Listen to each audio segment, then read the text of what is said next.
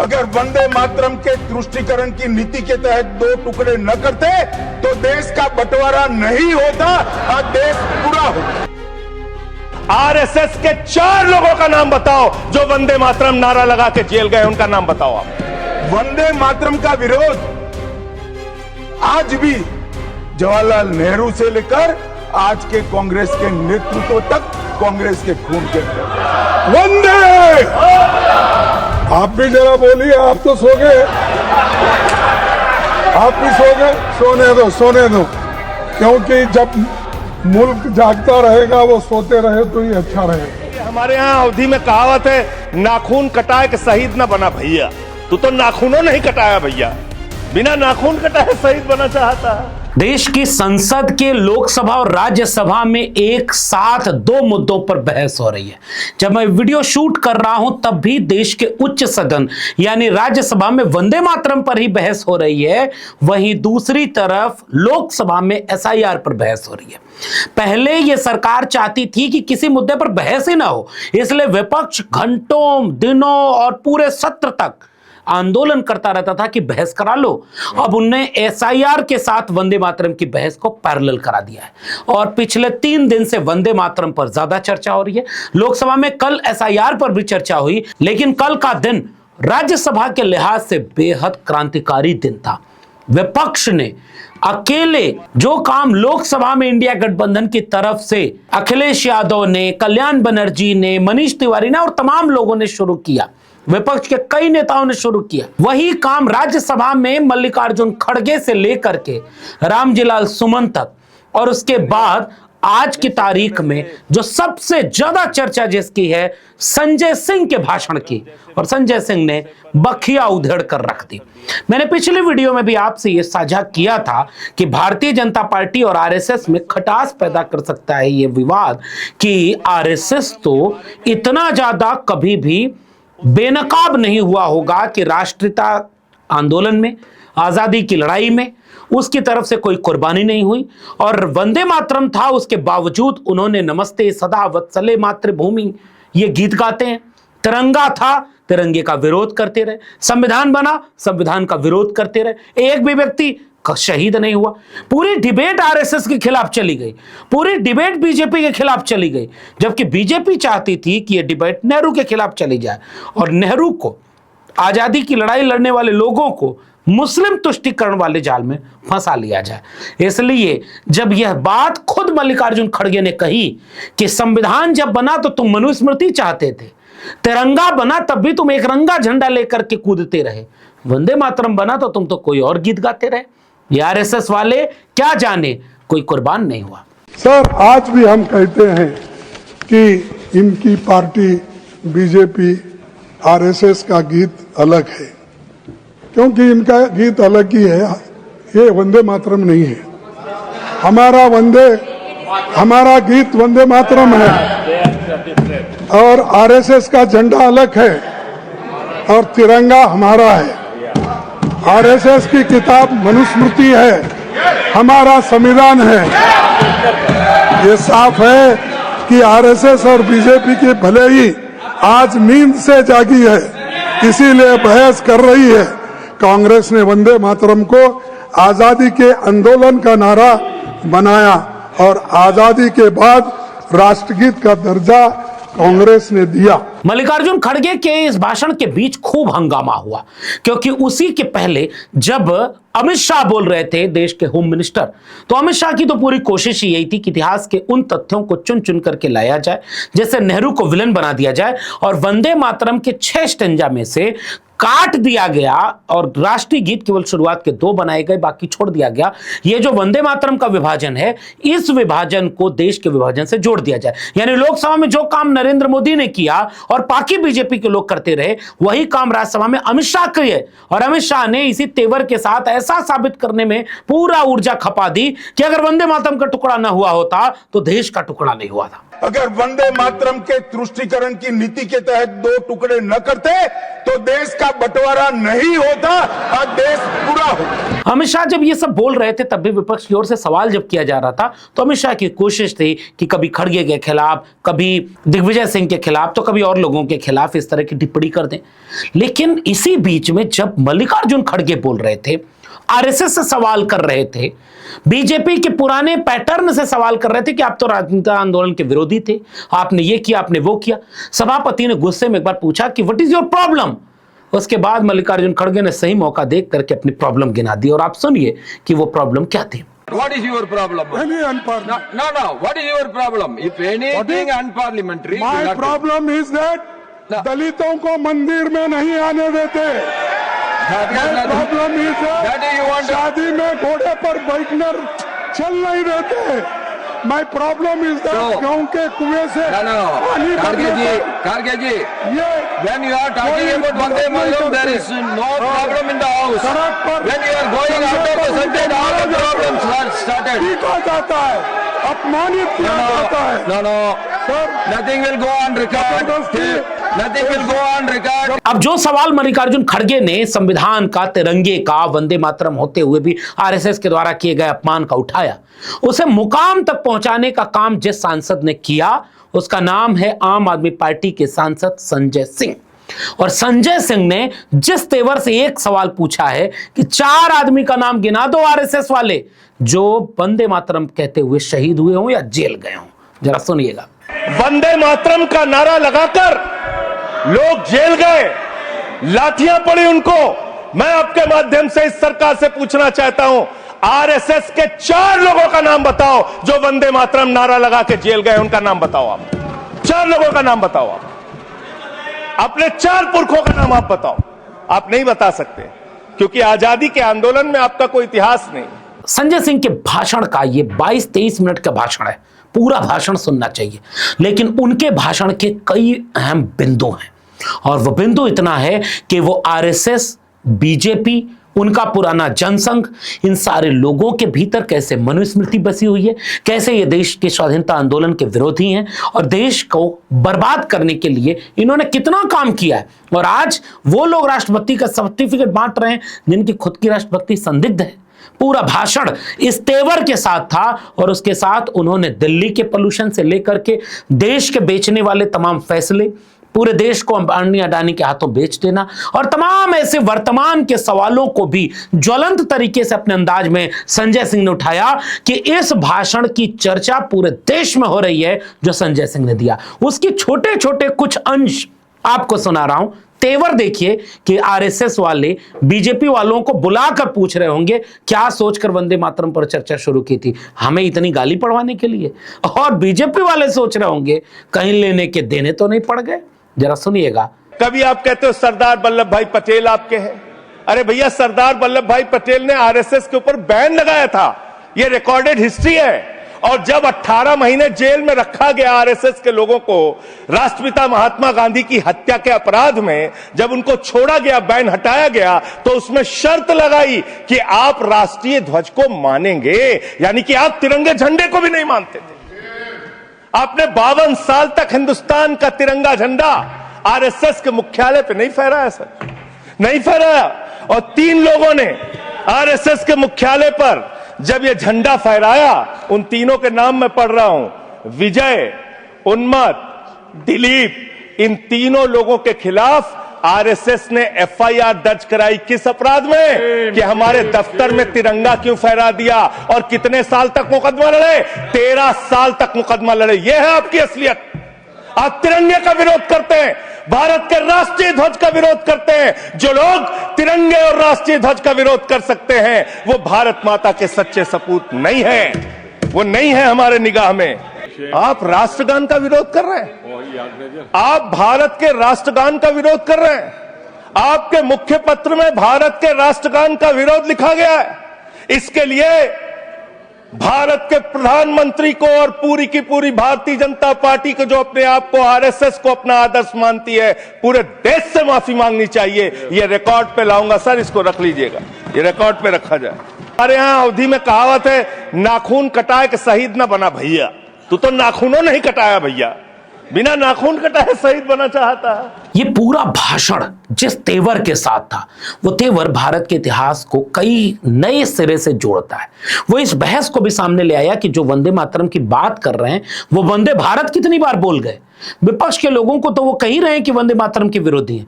अब तो social media पर लोग अलग अलग वीडियो काट के दिखा रहे हैं कि प्रधानमंत्री से लेकर के अनुराग ठाकुर और जाने कितने लोग वंदे मातरम को वंदे भारत बोलते चले गए। वंदे भारत की भावना है, वंदे भारत की भावना है। अंग्रेजों को तो वंदे भारत से दिक्कत थी। वंदे भारत गीत, ये वंदे भारत कि वंदे भारत की रचना की वंदे भारत मातरम गीत, वंदे भारत गीत की भावना है तेरा।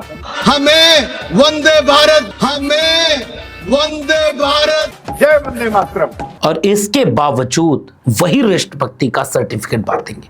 बीजेपी अब देश को बताएगी कि कौन सच्चा राष्ट्रभक्त है, और बीजेपी इस बाकी पूरे विपक्ष को साबित करेगी कि वंदे मातरम विरोधी है। लेकिन क्या बीजेपी और आपने उन आवाजों को भी सुना? जैसे 3 भाषण मैं आपको लोकसभा के सुनवाना चाहता हूं।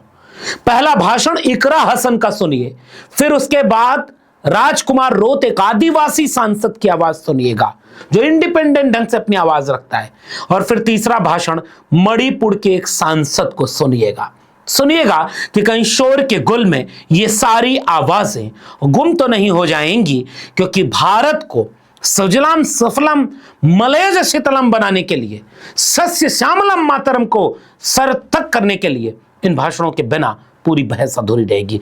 इकरा हसन को सुनिए। समाजवादी पार्टी की कैराना से सांसद इकरा हसन ने लंबा भाषण दिया और उन्होंने बाकायदे वंदे मातरम के हर एक पदबंध का आज के समय से तार्किक रूप से जोड़ करके बीजेपी से जो सवाल किए हैं उसकी चर्चा होने लगी है। एक छोटा सा हिस्सा इकरा हसन के भाषण का सुनिए। सदन में इतिहास को तोड़ मरोड़ कर पेश करके फिर से मुस्लिम तुष्टीकरण के नाम पर भारतीय मुसलमानों को कटघरे में खड़े करने की कोशिश की जा रही है। लेकिन मैं सदन में बताना चाहूंगी कि हम भारतीय मुसलमान जिन्ना के आह्वान को ठुकराकर अपने इस प्यारे वतन की मिट्टी के साथ मजबूती से जुड़े रहे। हमने महात्मा गांधी, बाबा साहब डॉक्टर भीमराव अंबेडकर, रविंद्रनाथ टैगोर जी, सुभाष चंद्र बोस जी, मौलाना अबुल कलाम आजाद, अशफाक उल्लाह खां साहब के विचारों को अपनाया। हम भारतीय मुसलमान इंडियंस बाय चॉइस हैं, बाय चांस नहीं। उन महान हस्तियों ने वंदे मातरम के उन छंदों को अपनाया जिन्होंने देश के हर वर्ग, हर धर्म के मानने वालों को एक सूत्र में पिरोने का काम किया। वर्ष 1998 में उत्तर प्रदेश सरकार के मंत्री रविंद्र शुक्ला जी ने स्कूलों में राष्ट्रगीत को गाना अनिवार्य कर दिया था। लेकिन तब के तत्कालीन प्रधानमंत्री अटल बिहारी वाजपेयी जी ने, जो उस समय लखनऊ के दौरे पर थे, उत्तर प्रदेश सरकार के इस फैसले पर नाराजगी जताई और यूपी सरकार ने राष्ट्रगीत को अनिवार्य करने वाले मंत्री को बर्खास्त कर दिया था। अब मैं सत्ता पक्ष से सवाल करना चाहूंगी, बोले दीजिए। मैं सत्ता पक्ष से सवाल करना चाहूंगी कि जो विजन आजादी के समय के लोगों का था राष्ट्रगीत को स्वेच्छा पर छोड़ने का, उसी का अनुसरण माननीय अटल बिहारी वाजपेयी जी ने किया, तो क्या वे भी मुस्लिम तुष्टीकरण कर रहे थे? जी नहीं, अटल बिहारी वाजपेयी जी राजधर्म निभा रहे थे। देश में सब धर्मों को एक साथ लाना, सबके जज्बात का एहसास करना ही सबसे बड़ा राष्ट्रवाद है। इसी तरह से एक हिस्सा सुनिए। आदिवासी सांसद, भारत आदिवासी पार्टी के सांसद और राजकुमार रोत आदिवासी हैं, उनकी तरफ से कैसे अपने भाषण में कुछ संदर्भ आइडिया ऑफ इंडिया के जोड़े गए हैं, जरा सुनिएगा। नहीं मानो रे, नहीं मानो बुरेटिया, नहीं मानो रे, दिल्ली में मारी गांधी है, बिणका में मारी कलमे है, नहीं मानो रे, नहीं मानो अंग्रेजिया। दिल्ली में लिमड़ी में मारो फेरो है, जालोद में मारो व्यापार है, नहीं मानो रे, नहीं मानो अंग्रेजिया। गोधरा में मारो दीवो है, अहमदाबाद में मारी जाजिम है, नहीं मानो रे, नहीं मानो बुरेटिया। अहमदाबाद में मारी जाजिम है, दिल्ली में मारी गादी है, अंग्रेजिया, नहीं मानो रे, नहीं मानो। अरावली प्रफुल्ल संकला, हमारे यहाँ शेखावत जी मंत्री जी बैठे हुए, सर भी बैठे हुए। राजस्थान की रीढ़ की हड्डी माना जा रहा है और अभी सुप्रीम कोर्ट का जजमेंट आया। हमारी मोदी सरकार स्वयं गई और 100 मीटर से नीचे वाली सारी पहाड़ियों को खनन करने के लिए अनुमति दी गई है। ये अरावली प्रफुल्ल संकला को खत्म किया जाएगा, राजस्थान खत्म हो जाएगा, क्योंकि रेगिस्तान को रोकने का काम भी हो रहा है। अगर अंतिम में हमें वंदे मातरम का सम्मान देना है तो धरती को संसाधन मान के उसका उत्खनन करना बंद करना पड़ेगा। सुनिएगा एक मणिपुर के सांसद को जो ये चीख चीख करके कह रहा है कि जितनी चर्चा आपको देश की इस इतिहास की है उतनी चर्चा वर्तमान की क्यों नहीं है। मणिपुर न्याय के लिए बाट जोह रहा है, वो इस वंदे मातरम देश की भारत भूमि का हिस्सा है कि नहीं। इस आवाज का एक हिस्सा सुनकर सोचिएगा कि चर्चा कितनी दूर तक गई होगी। Just as you are able to spend 10 hours of discussion here, I dare the nationalist feeling in you, the Deshbhakt, that devotion in you should demand a discussion on Manipur at least for 3 hours. For heaven's sake, let's discuss Manipur and then we will know what is Vande Mataram. इन चर्चाओं में गुम हो जाने के लिए भाजपा की तरफ से प्रधानमंत्री नरेंद्र मोदी ने खुद ही कमर कस ली। प्रधानमंत्री नरेंद्र मोदी और पूरी बीजेपी 150 साल पीछे ले जाएगी या 150 साल आगे, आज पर बात नहीं होने देगी। वो 500 साल पीछे जा सकते हैं, बाबर अकबर पर बात करेंगे, वो वंदे मातरम की बात करते पूरे विपक्ष को देश विरोधी घोषित करेंगे, लेकिन वो आज के उन तमाम मुद्दों पर कभी चर्चा नहीं करेंगे जिनका आज आपके जीवन से और आपके रोजमर्रा की चर्चाओं से सीधा नाता है। लेकिन विपक्ष के इन तमाम सवालों में हनुमान बेनीवाल नाम का एक सांसद एक सवाल कर गया। इंडिगो की सारी फ्लाइटें बंद थी, ये गोवा का जो रेस्टोरेंट में जल के लोग मर गए उसका मालिक विदेश कैसे भाग गया, ये भी उसी समय हो रहा था। बड़ी चर्चा करें, हाउस चल रहा है, इंडिगो की फ्लाइटें रद्द हो गई, लेकिन आज 5:30 बजे इंडिगो फ्लाइट के अंदर जो लूथरा ब्रदर्स दोनों भाई है, जो गोवा के नाइट क्लब में आग लगी, 27 लोग मारे गए और इंडिगो फ्लाइट से दोनों भाई भाग गए यहीं से। पार्लियामेंट्री इससे बड़ा दुर्भाग्य नहीं हो सकता। कौन सी अब आप सोचिएगा कि वंदे मातरम पर सर्टिफिकेट बांटने का काम जो बीजेपी कर रही है, वो बीजेपी क्या इतना छोटा काम करेगी जिससे वो बुरी तरह फंस जाए। और इस बात के साथ पैरेलल सोचिएगा, आज जब राज्यसभा में बहस हो रही है तो आज खुद जयराम रमेश ने कई संदर्भ ऐसे दिए हैं राज्यसभा में जिसने ये साबित कर दिया है कि नेहरू को दोषी बताने के चक्कर में कि वंदे मातरम का विभाजन देश का विभाजन की बुनियाद बना था, उन्होंने खुद रविन्द्रनाथ टैगोर का अपमान किया है और तमाम उन कमेटी के लोगों का जिनको भारत की आजादी में स्वतंत्रता संग्राम सेनानी कहा जाता है। 1937 में रविंद्रनाथ टैगोर के मशवरे, उनके सलाह पर, उनके विचार के आधार पर यह रेजोल्यूशन पारित किया गया। महात्मा गांधी सहमत थे, नेताजी सुभाष चंद्र बोस सहमत थे, सरदार पटेल सहमत थे, जवाहरलाल नेहरू सहमत थे, गोविंद वल्लभ पंत सहमत थे। और आप जो नेहरू जी का नाम बार बार ले रहे हैं, असली बात यह है कि आप अपमान कर रहे हैं वो लोग जिन्होंने स्वतंत्रता के लिए अपनी कुर्बानी दी, जब आप लोग ब्रिटिशरों के साथ मिलजुल कर काम करने के लिए तैयार थे। लेकिन फिर मैं कह रहा हूं, इन तमाम सवालों को एक तरफ और संजय सिंह ने जो सवाल किया, 4 लोगों का नाम आरएसएस बताए कि वंदे मातरम बोलते हुए जेल गए। मैं आपके माध्यम से इस सरकार से पूछना चाहता हूं, आरएसएस के 4 लोगों का नाम बताओ जो वंदे मातरम नारा लगा के जेल गए, उनका नाम बताओ। आप 4 लोगों का नाम बताओ, आप अपने 4 पुरखों का नाम आप बताओ। आप नहीं बता सकते क्योंकि आजादी के आंदोलन में आपका कोई इतिहास नहीं। इस सवाल का जवाब आरएसएस दे कि वंदे मातरम जब गाना था तो नमस्ते सदा वत्सले मातृभूमि क्यों गाती है बीजेपी, आरएसएस आज भी। आरएसएस क्यों गाती है? आज भी तिरंगा फहराने की बजाय वो भगवा झंडा फहराते हैं। विरोध किया है, संविधान का विरोध, तिरंगे का विरोध, मनुस्मृति की बात करते हैं। और आखिर में जो कल हुआ उसको जरा सुनिएगा। एक बार खुद मल्लिकार्जुन खड़गे ने जोर से वंदे मातरम बोला, कोई नहीं बोला बीजेपी की तरफ से। वंदे वंदे वंदे। आप भी जरा बोलिए, आप तो सो गए, आप भी सो गए। सोने दो क्योंकि जब मुल्क जागता रहेगा वो सोते रहे तो ही अच्छा रहेगा। और इसके बाद अब देखिए कि खुद संजय सिंह ने जब जोर जोर से वंदे मातरम बोला तो भाजपाई एक नहीं बोला। वंदे वंदे थैंक यू वंदे वंदे वंदे वंदे वंदे वंदे। कोई बीजेपी वाला वंदे मातरम नहीं लगाया सर। इन चीजों से सब आप समझ लीजिएगा कि जब सांस्कृतिक भारत, इतिहास, वर्तमान, भविष्य, इसकी कोई गंभीर बौद्धिक चिंता न हो और केवल नफरत और नकारात्मक राजनीति भरी हो कि केवल किसी को छोटा करके अपने को बड़ा बनाने की मूर्खतापूर्ण जिद पाल ली जाए, तो देश का विनाश होता है। पता नहीं ये देश इस विनाश को समझ पा रहा है या अंधभक्ति में झोंका जा रहा है। ये निर्णय मैं आप पर छोड़ता हूं। अपनी प्रतिक्रिया नीचे कमेंट बॉक्स में जरूर दीजिएगा। और भी चर्चाएं संसद पे हो रही हैं, उस पर आगे वीडियो बनाऊंगा। जैसे SIR पर अभी भी बात हो रही है, SIR पर बात होनी जरूरी है, हम बात करके वो भी आपके सामने रखेंगे। लेकिन वंदे मातरम जैसे इमोशनल मुद्दे से बीजेपी कितना बुरा कर रही है इस देश के साथ कि वो राष्ट्रभक्ति का सर्टिफिकेट बांट रही है और खुद की राष्ट्रभक्ति संदिग्ध है, जवाब नहीं देगी।